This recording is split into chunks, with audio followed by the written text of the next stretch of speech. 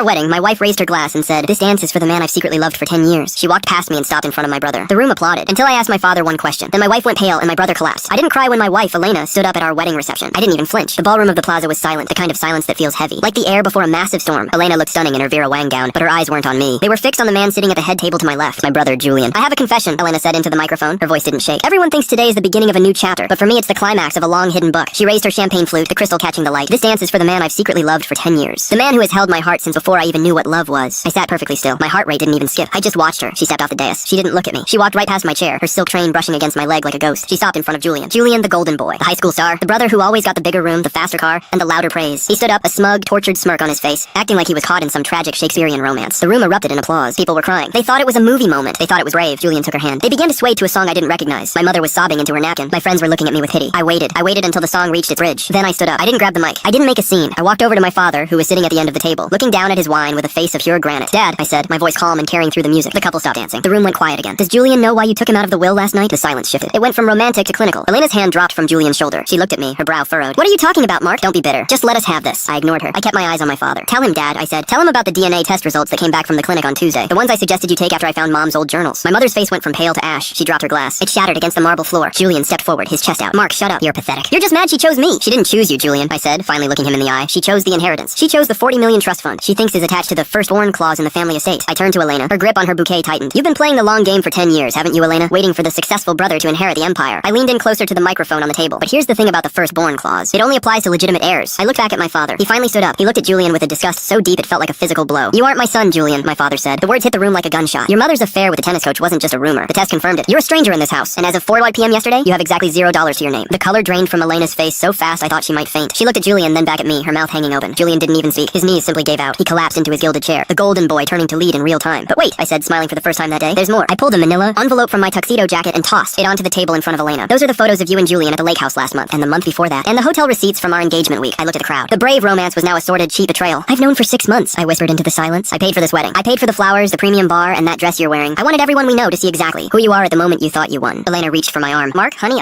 Don't!" I snapped. The coldness in my voice stopped her cold. "The annulment papers are in that envelope too, along with a bill for the wedding. My father is the best litigation lawyer in the state. He's looking forward to the case." I looked at Julian, who was staring at the floor, ruined. I looked at Elena, who was now just a woman in an expensive white dress she couldn't afford. "You wanted the man you loved for 10 years?" I asked. "Well, you've got him. He's broke, he's homeless, and he's all yours." I picked up my glass, drained the champagne, and walked out of the ballroom. I didn't look back. I had a flight to catch. I'd booked a solo honeymoon in Santorini, and for the first time in 10 years, I felt light.